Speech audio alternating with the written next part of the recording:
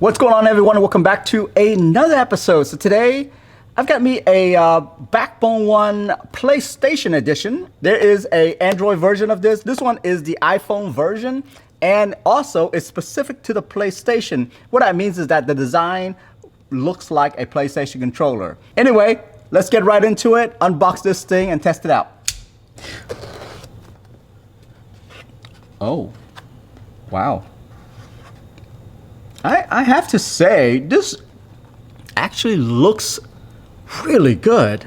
The color looks like it matched with the PlayStation 5. So I have the PlayStation 5 here. It looks to me like it does match. All right, so let's get this thing out real quick.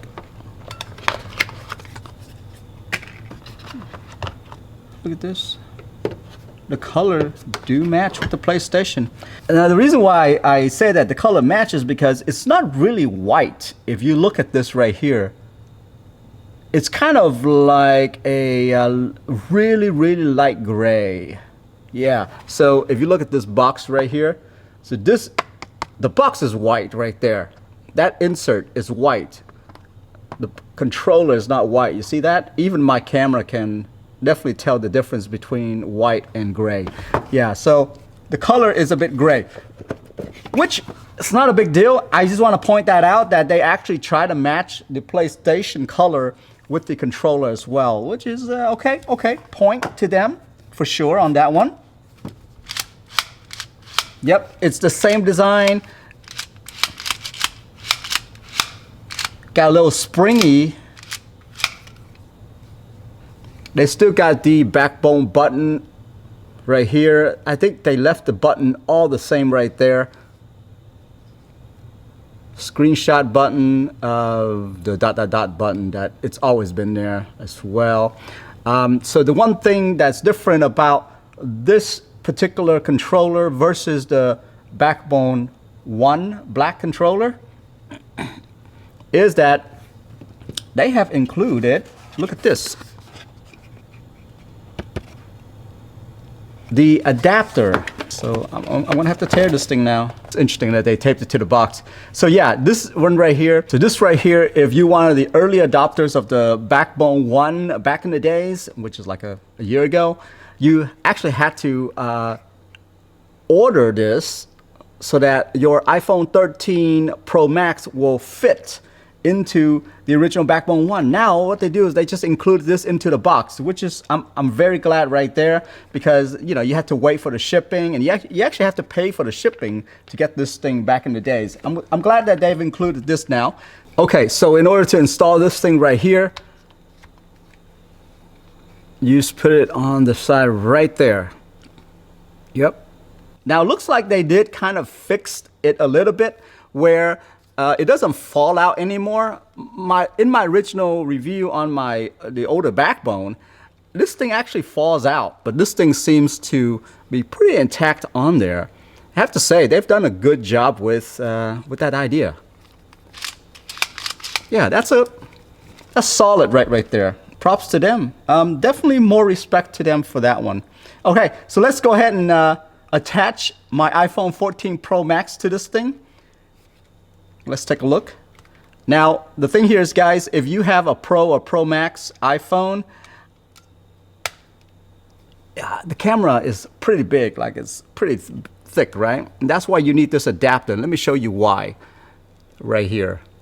See, even with this adapter, you can see that it's really bumping up against this camera right here. So what I've done is I've downloaded the Backbone app. I've walked through it. It looks like you can't get past the screen at all to claim your 30-day free. You have to claim the 30 days. And then there is an annual fee for it. So just an FYI, you don't want to pay the yearly fee, just go ahead and close the app, because the app is kind of useless at this point. There's nothing about the app, which kind of disappoint me once again. You know, with my original review of the Backbone, this button right here is pretty much useless now, because when you press that button, it goes into the app. The button is pretty much no longer usable for some of you that aren't using the app. Let's try out a very important game to me. Very important game. Genshin Impact, which is one of the most high-end game on the iOS here. Okay, so one thing about Genshin Impact is that when you first plug the controller in and you start the game, you're gonna have to go into the settings screen and change from touch screen to controller.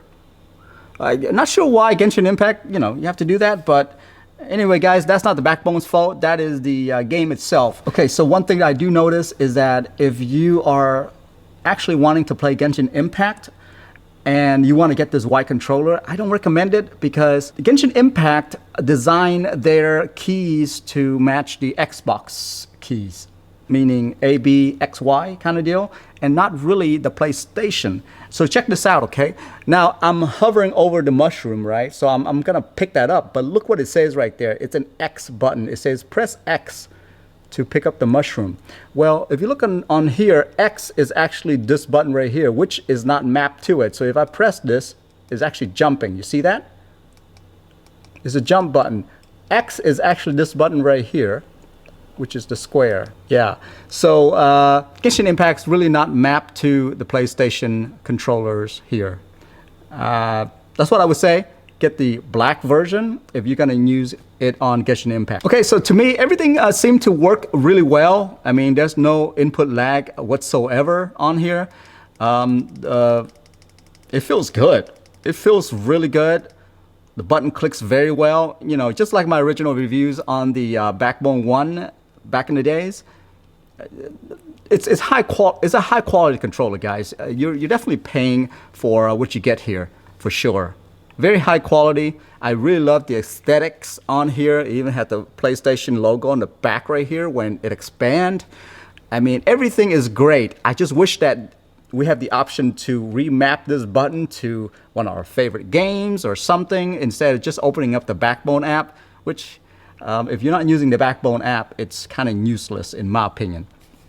Anyway, next up, let's go ahead and test this out along with some of the cases that I have to see if there are any improvement at all, which I doubt it. I doubt there are any kind of improvement on case compatibility at all. But a guy can dream, can't you?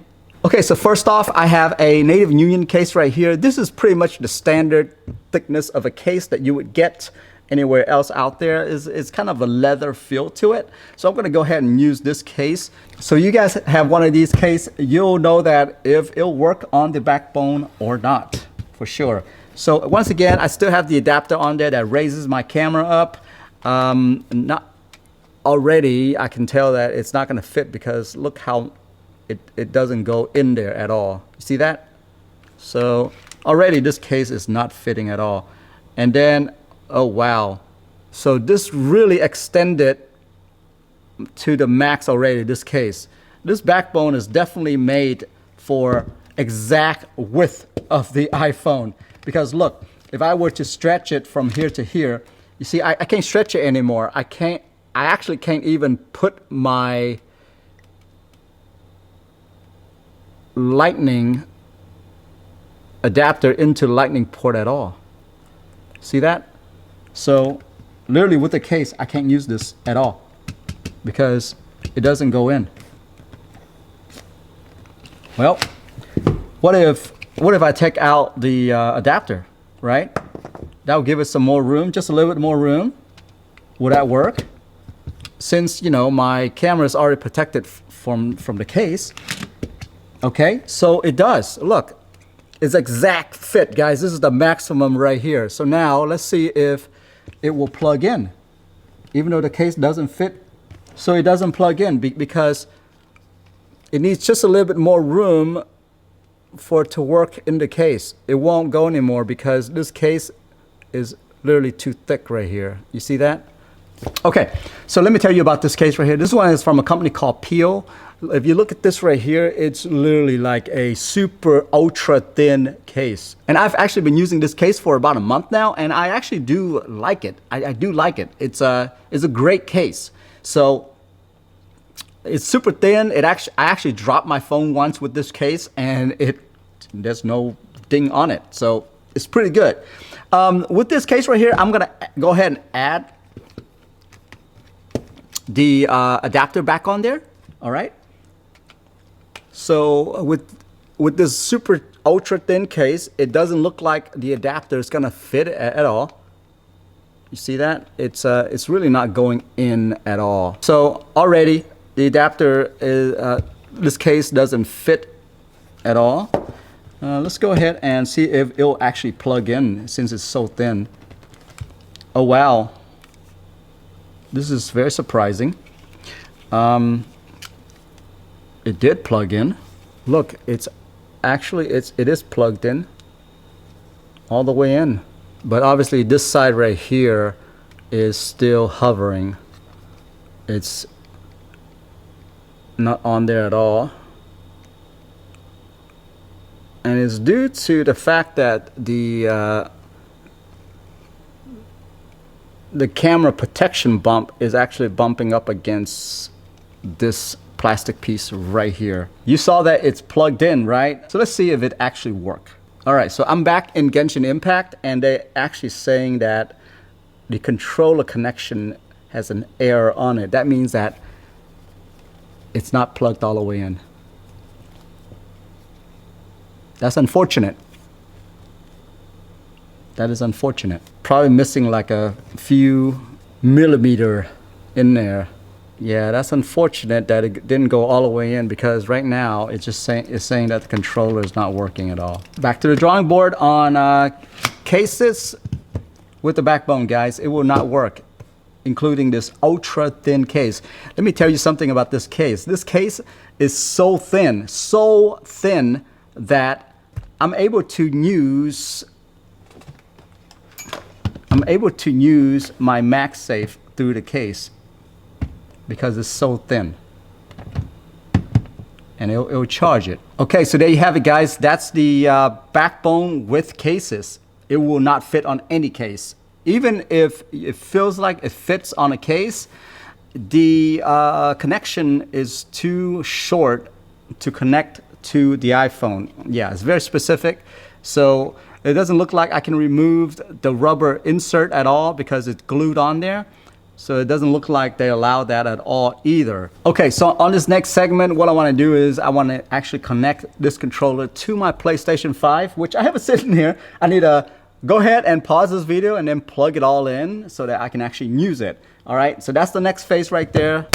And there you go. I just attached my PlayStation over to my phone. Everything's set up now. By the way, just download the PlayStation Remote app on the App Store, and it works. Okay, so now it's on there. Let's see here. I can just attach the controller. So here is my actual screen that's back here right now. You see that it's displaying. That's what you see on this screen right here. And once I've plugged it in, oh wow, it just works now, guys. Look at this. Look at this.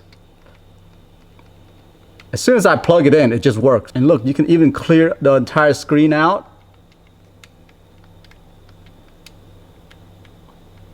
It just works. Now let's see if the sound comes through. Yep. Sounds there.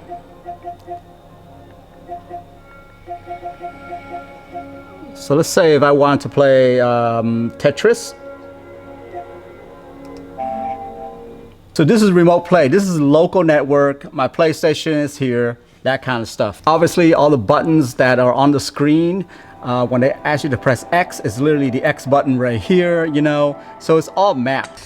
Okay, so I'm gonna test out a game of Tetris.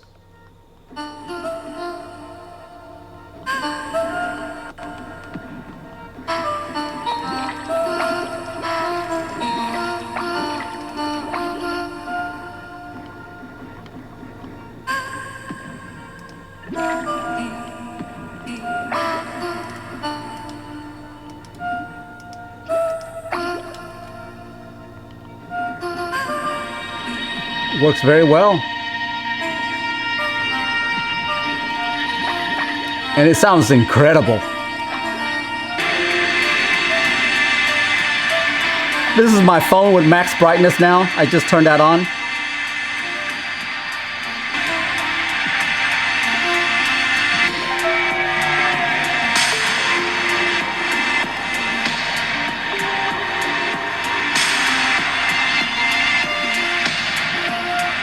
Anyway, guys, that's it right there. That's the Backbone 1 PlayStation version with remote play.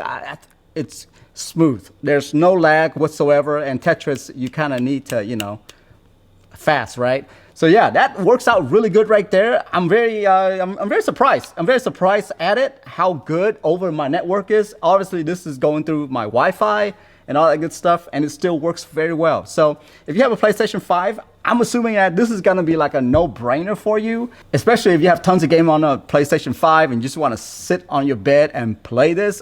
I can't wait to play Final Fantasy Remake on this thing. Yeah, I still haven't beat that yet. I'm the main reason why I want to get this. And so there you have it, guys. That's my initial review of the Backbone PlayStation Edition.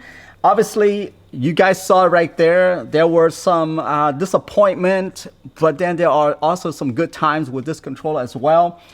I would say, in my opinion, if you have a PlayStation 5, I totally recommend it because it's one of those next step of owning a console like a PlayStation 5 and taking it on the go.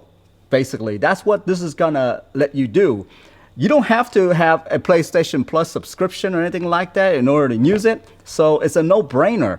If you have a PlayStation Plus Premier Edition, I think that's like the top of the line one where you can play cloud service. I think this is gonna also be a great addition as well. Anyway, it's just a good add-on if you have a PlayStation, and obviously that's why they, you know, use the PlayStation logo and everything, because they know there are people out there that will want this. But once again, you know, you saw some of my disappointment right there with the cases, it not working. That's a big disappointment still that they didn't upgrade that. They basically just used the same shell.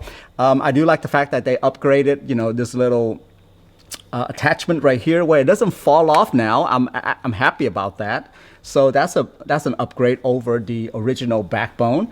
But other than that, guys, that's it for me right there. That's my initial review. I will have some other videos like the Game View Flex that's coming up, you know, and I'm going to do a comparison between that versus this versus the Razer Kishi 2. I'll be doing a huge comparison between those three devices and all that. So stay tuned. I will see you in the next episode. Have a good one. Bye-bye.